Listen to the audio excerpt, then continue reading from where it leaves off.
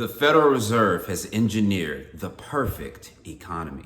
Okay, maybe not perfect, but they've managed to get inflation down without having a huge spike in unemployment. They've managed to elevate asset prices while projecting a pretty good around trend GDP. And you probably heard a term for this called the Goldilocks regime. In this video, I'm going to break down what the Goldilocks regime is, and I'm going to discuss how the Federal Reserve, in tandem with the government, even though they're separate entities, right? How they plan to maintain this Goldilocks regime. But before I jump into it, guys, if you like this type of content, make sure you subscribe and like the video as it continues to help me grow. And as I progress through the video, if you guys find this content helpful, feel free to book a free strategy session in the bio. And of course, let's jump right into it. So to start, the term Goldilocks regime actually comes from the kids show Goldilocks and the Three Bears, which I don't think I've ever watched, to be honest, and the definition of a Goldilocks economy will vary depending on who you ask, to be honest. But a simple way to look at this is it's not too hot, it's not too cold, it's just right. Inherently, the Goldilocks regime is a temporary phenomenon that usually occurs after some type of recessionary period or huge shock to the downside, something sort of like we've experienced through COVID. It usually coincides with the business cycle. And I would argue that if we're still in the growth or expansion phase of the business cycle, then we have a ways to go before we start seeing more downside in the market, or in markets, I should say. Starting with the labor market. So we've been adding jobs consistently every month. Now, you could say what you want with the revisions every single report pretty much over the past year, but we've been adding jobs steadily every month according to the JOLTS report. JOLTS is just short for job openings and labor turnover. So we've been adding jobs. The unemployment rate, the last print was 3.9. The print before that was 3.7. And so we're still gainfully employed. And if you look at this chart, you can see we're below what the trend is in terms of that unemployment number. So although we've been seeing some really light softening, and yes, I used two adjective words there hasn't been enough that points to any downside risk in the labor market at all. And I think the only risk right now is actually the Federal Reserve at keeping rates too high for too long, which could have adverse effects on the labor market. But I think they're fully aware of that, and that's why I think we're gonna get that first rate cut in July. But moving on. And if you haven't noticed this, you've definitely been under a rock. I'm talking about full on Patrick. But pretty much every asset class is doing well. So you got stocks, you got bonds, you got crypto, you got real estate. Everything looks good right now. And you could argue that because we keep hitting all-time highs in equities, there may be some downside risk in the pipeline, but right now, everything is looking pretty good. And companies are still reporting solid earnings. And so I don't see too much downside in the short term, at least in equities. And we've all seen the jump in Bitcoin as of recently as well. And so with the labor market doing well, and then you got stocks at all-time highs and other risk assets, that means the consumer is still pretty strong. They're probably going to keep spending, right? We haven't seen softness in any spending at all, to be honest, especially in that service sector, which makes up most of our consumption and our productivity. Most of the goods actually come from overseas. We're more of a service-based economy. So the fact that it's the stickiest number outside of shelter, that tells me that the consumer should do pretty fine over the foreseeable future.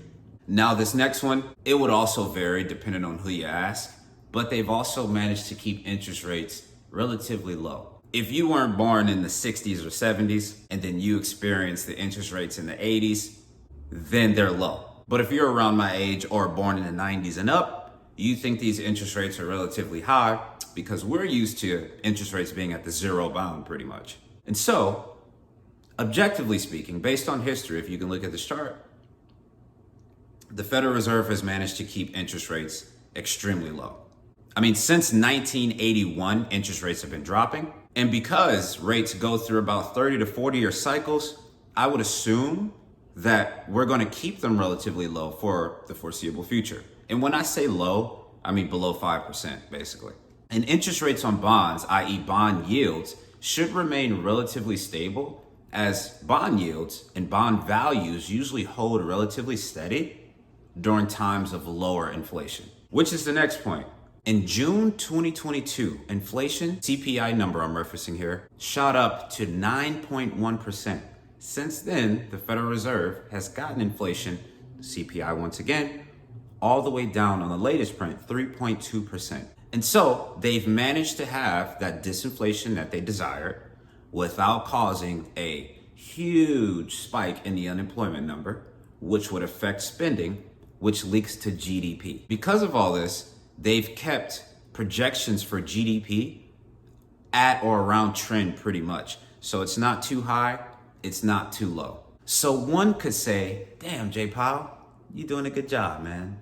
But as I said in the beginning, inherently, a Goldilocks economy is temporary in nature, which means it has to end at some point unless the Fed can keep controlling every aspect perfectly, right? Now, generally, these Goldilocks style economies, they're good for risk assets, which is why we're seeing stocks and crypto do so well. And real estate has also been doing well because the consumer has shown resilience when it came to mortgage rates shooting above 7%. And the overall cost of housing, including the materials that go into it, everything is just getting more expensive. But it hasn't affected the consumer like we thought it would. Commercial real estate with high rates, different story because it's extremely rate sensitive and it's more like a business. So anything that affects commercial real estate owners' bottom line, that's detrimental to the entire swath of owners in the CRE space. So that is a different story. So we shall see what happens with that. Moving on to how I expect the Federal Reserve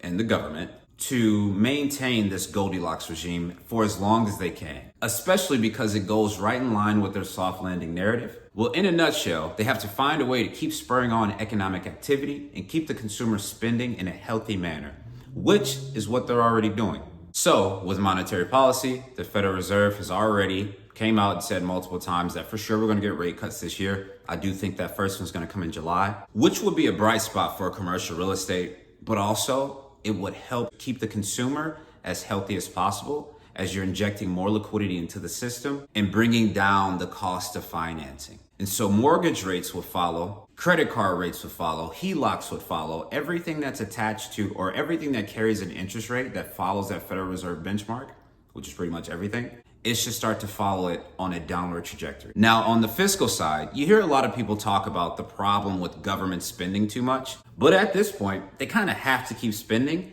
if we want to maintain this Goldilocks regime. So I think that comes with more infrastructure spending. That includes EV infrastructure, that includes roads, that includes tax reduction, and pretty much anything that will help growth continue.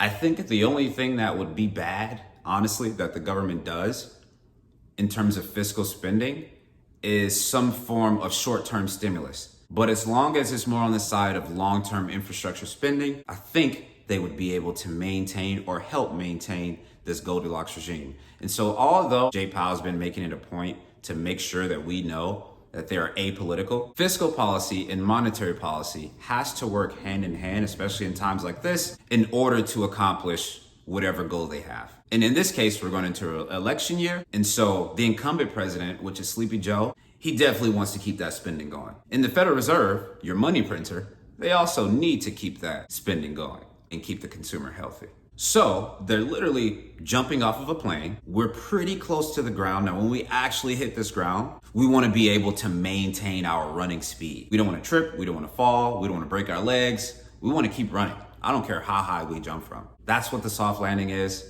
And soft landing transforms into this Goldilocks regime. And ideally, that continues until we reach a peak, if we're referring back to that business cycle, which then we'll start to experience downside risk. And if you guys have watched my recent video on the SOM rule, the SOM rule will be a real-time indicator that will tell me, okay, the Goldilocks regime is coming to an end at the moment, and I need to adjust appropriately. And I'll say this too, guys, if you're not confused about what's going on in markets around the world, either you're kind of a pompous asshole or you actually just haven't went deep enough. Because, and I've been saying this for over a year, you can kind of paint any scenario that you would like at the moment. You can paint a recessionary picture, as we've seen plenty of times throughout the year. You can paint a Goldilocks picture, as I just painted. You could paint an existential picture and say, Hey, the US is done, man. The US dollar is no more, man. You're gonna make a lot of sense to a lot of people. And so it's okay to be a little confused about what's happening right now.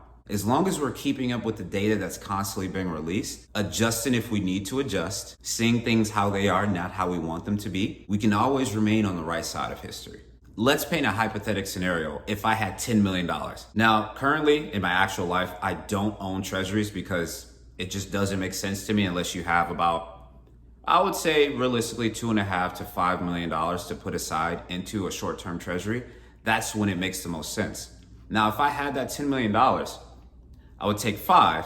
And because it's hard to determine where we're going to be in the future, I would just buy 1-month T-bills, which right now is yielding 5.37%. What that means, guys, on a $5 million principal, you will be generating on a monthly basis, once it hits your maturity, of course, about $268,000. And that's not per month because it's going to compound if you leave it in there. But if I had a $5 million principal at the moment, that would be the most ideal considering all of the uncertainty that's surrounding pretty much everything else. So got my little safety net there. And then I would just continue to accumulate long positions, whether it's crypto or stocks, with the other half. And if you follow our Know It Outs channel, you know that we like to leverage DeFi as well, generating yield by providing liquidity in various protocols, which would just aid in terms of accumulation for your long positions as well. And so even though I would have somewhat broad exposure, I got my safety net in the short-term T-bills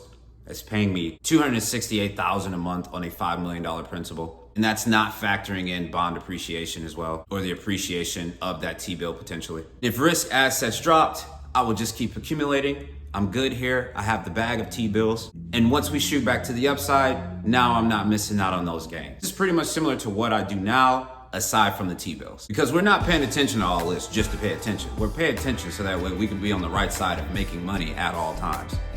Yes, you're gonna lose sometimes, but most of the time, we wanna make some money. Anyway, guys, as always, I hope you enjoyed this content. If you got value from it, make sure you subscribe, leave a comment as always, make sure you leave a like as that continues to help me grow. And guys, if you want to chop it up with me a bit more, feel free to book a free strategy session, link in bio. And as always, guys, see you on the next one.